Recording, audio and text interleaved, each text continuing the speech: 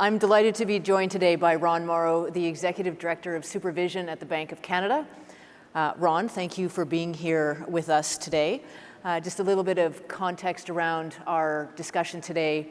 I mentioned yesterday on the panel that I hosted, the modifications to the Canadian Payments Act, looking for broader access to core systems. What we're going to talk about today is the Retail Payments Activities Act, and that is a correlated item as we think about broadening access to our payment systems. So just wanted to provide you a little bit of context around that. So Ron, let's start by hearing about your current initiatives. Sure. Thank you very much, Tracy.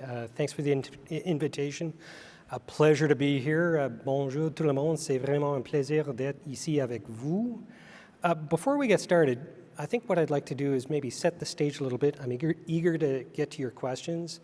So what I'm going to do is I'm going to talk a little bit about our new forthcoming responsibilities for overseeing retail payment service providers. And I'm going to do that starting with a bit of a sense of how it complements some of our existing regulatory responsibilities. So for some of you, many of you, maybe just the payments geeks of you out there, you probably know that the bank currently oversees financial market infrastructures, or FMIs. We got that responsibility in 1996 with the passing of the Payment Clearing and Settlement Act. So what are these FMIs of which I speak? Well, FMIs are critical systems that sit at the core of Canada's financial system and help financial institutions exchange money and securities and make financial transactions. Now, at the bank, we only focus on the FMIs that are the most critical, the most important to the financial system, where their failure could cause financial instability, could cause great economic loss within the system, or undermine confidence in the payment system more broadly. So a couple of examples of FMIs. So Lynx and ACSS, which are owned and operated by Payments Canada, are two of the FMIs we oversee. Interax e-Transfer is another example of an FMI that we oversee. So in our oversight role, our focus is on making sure that these systems are as resilient as they can be, that they're robust to a wide array of risks, because these systems have to operate every day, otherwise the financial system can grind to a halt. So that's where we put our time, effort, and energy. And when these systems operate well, as they almost always do, they're the backbone that allows people to exchange payments, make investments. In recent years, however, as we all know, there have been a whole host of innovative new approaches in the payment space, a whole range of new ways to pay, a whole new range of ways to hold your money, and a great growth in the number of players providing these services to people. So as PSPs have grown, that's given rise to governments, both here in Canada and abroad, to step forward with some additional regulations, some additional legislation, and that's where our new responsibilities come from. So with the passing of the Retail Payments Activities Act in the summer of 2021, the bank was named the supervisor for PSPs. We estimate there are about 2,500 or so PSPs operating in Canada right now, and our job, unlike our job with FMIs, which is to ensure they never fail and don't bring down the financial system, our supervision of FMIs or of PSPs is going to be much, much more narrow. We're really just focused on making sure PSPs do a good job of managing operational risk. We're focused on ensuring that in the unlikely event a PSP becomes insolvent, funds can be returned to end users. So it's a much narrower regulatory focus for us. But it is new. We're excited to take on this new responsibility. So that's enough stage setting. I'm keen to get your questions about what this whole new supervision regime is like and how we're started, so let's get to it. Alrighty, thank you. So you've outlined the Bank of Canada has an oversight role for FMIs like Payments Canada, and you're adding in the supervision of PSPs. I know that you've recently closed a consultation paper looking for public comments around RPAA. And I was wondering if you could tell us how that came out, if there were any big findings from that consultation, and then also how are you going to support the Department of Finance in the delivery of any next steps coming out from that consultation? Sure. So there's been consultation throughout the process. We created something called our Retail Payments Advisory Committee to help us in the Department of Finance as this regime was coming together. They helped us a lot as we tried to draft an initial set of regulations. Those regulations just recently came out for public comment. We've gotten the comments. I believe the Department of Finance will be making all those comments public mid-month or so.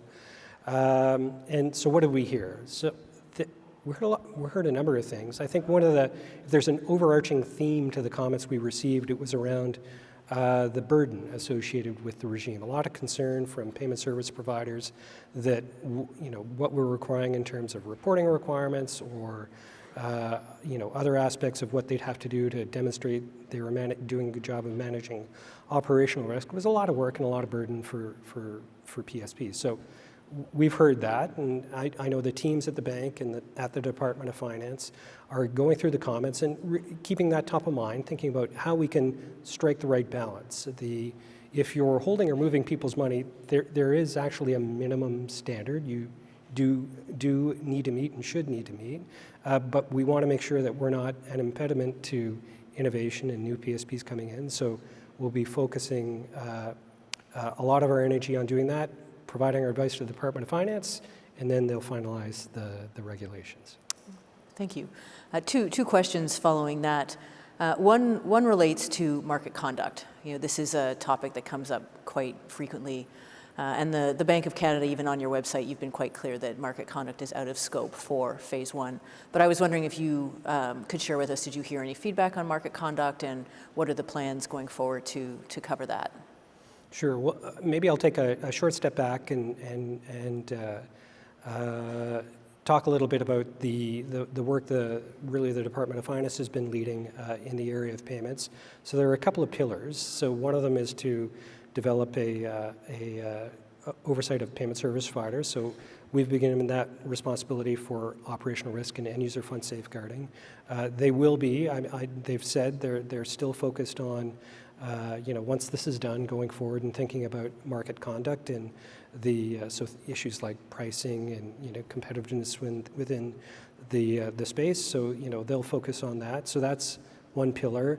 Another pillar is the development of the RTR. Another pillar, payments modernization, changes to the Payments Canada Act to allow broader participation within the payment system.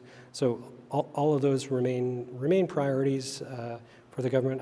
I know that because Julian said so just yesterday, so I'm not speaking out of turn. So it's all interlinked, and there's a focus on moving it all forward. Okay, fantastic. And then the other related question is, for broader participation in Payments Canada systems, to be a participant in our systems, we have a series of participant requirements that must be met. Those participant requirements are the same for any member of Payments Canada, whether it's an existing member or a future member that is, that's what we expect will happen in the future. So as we think about RPAA and Payments Canada's requirements, how have we worked to make sure that there isn't overlap or significant gaps between those two things, and how will we do that going forward as well? So one of the themes I've heard about throughout the conference is a lot of interest from payment service providers in terms of wanting to be able to join the RTR and be able to participate directly. So there are a couple of necessary conditions for that. One, you have to be overseen by the Bank of Canada under the Retail Payments Activities Act. Second, you have to be members of Payments Canada. So the RPAA regime is coming into force. I know the Department of Finance is committed to making the changes to allow the broadening of membership, but those are the necessary conditions. If you want to join the RTR directly, then there will be a next step. There will be operational requirements that Payments Canada will establish for people to be able to participate. There has to be a level of confidence in people's ability to participate and not be disruptive of the system as a whole. Equally, by participating in the system directly, that would mean getting a settlement account at the Bank of Canada. So we'll have requirements that people will have to meet, be able to meet to get a settlement account. There'll be some financial requirements, there'll be some operational requirements, and we've developed those, and we'll work very closely with you and your colleagues at Payments Canada to make sure that all of this is well coordinated. Okay, I just wanted everybody to know that we're all working together here. So thank you for that answer. So we spent a lot of time this morning already talking about end users and trends. As we think about the introduction of RPAA and the capabilities or the oversight that the bank will be monitoring, what will that mean for Canadians? And will end users see any impact of RPAA in their daily payment lives? Well, in one aspect, it should have, I hope, very little impact. Every day, Canadians use payment service providers. Whenever they tap their card or make an online payment, little do they know they're using 1, 2, maybe 3 or 4 payment service providers to move funds from themselves to someone else. And the fact that Canadians embrace this shows they have a high degree of confidence in payment service providers and their reliability. So the regime is really just to ensure that confidence is well placed and Canadians can continue to count on PSPs for the services they provide. The area where they might see a difference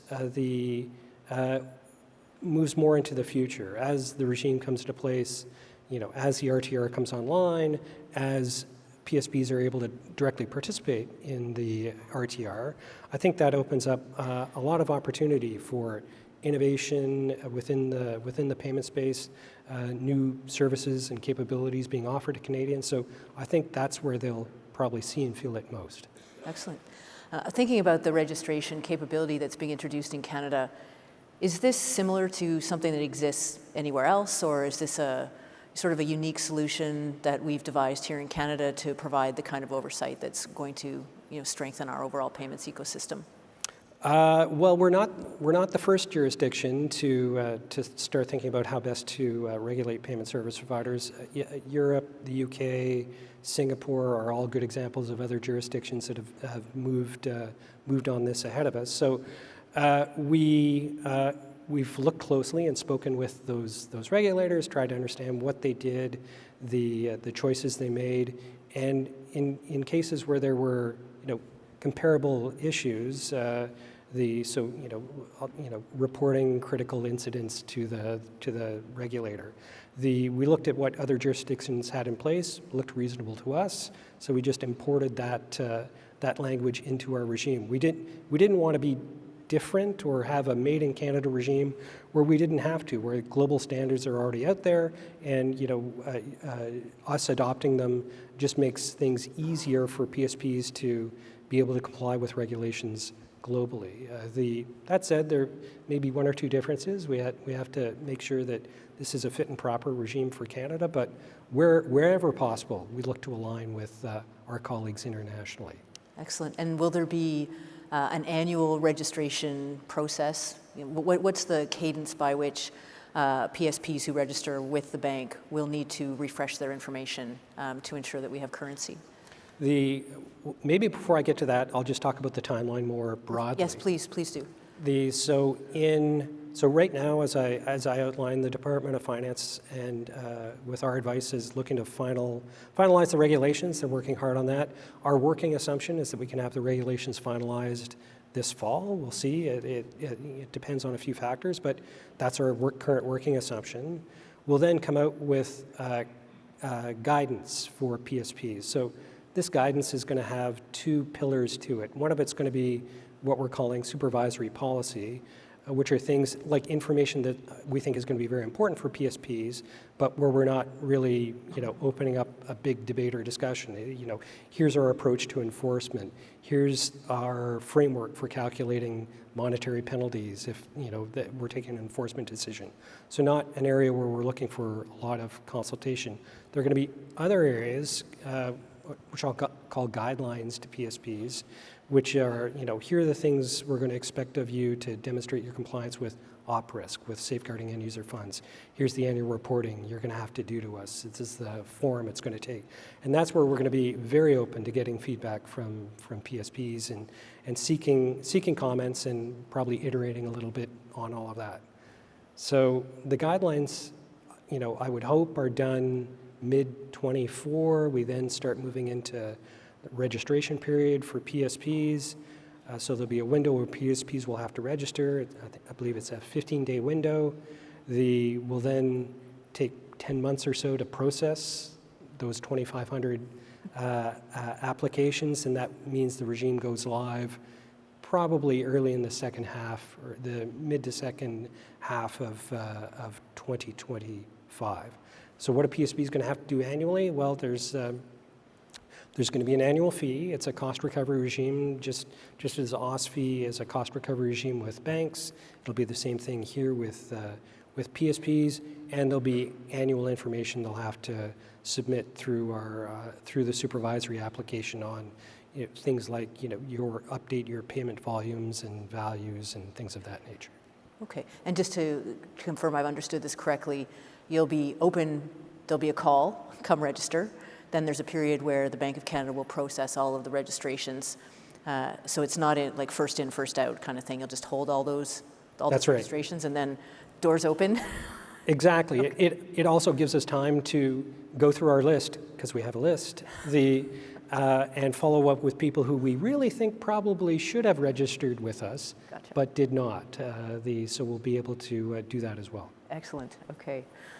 So this is a new process, and you can appreciate there are a lot of questions. And I know you've been very active. The bank has been very active in creating opportunities for people to learn more about this. So I really want to thank you for taking my questions today, and for this audience today. It's been a real pleasure having the conversation with you, and I think this is a great thing that's going to drive broader access. Well, thank you, Tracey. So shameless plug, for those of you who do have questions, the bankofcanada.ca/RPS, all the information is there. Or come on over to our booth, and we'll be happy to answer your questions. But thank you very much for the invitation. This has been fantastic. Do you have food at your booth? Yeah. All right, thank you, Ron. Right, and thank you. May the 4th be with you, everybody.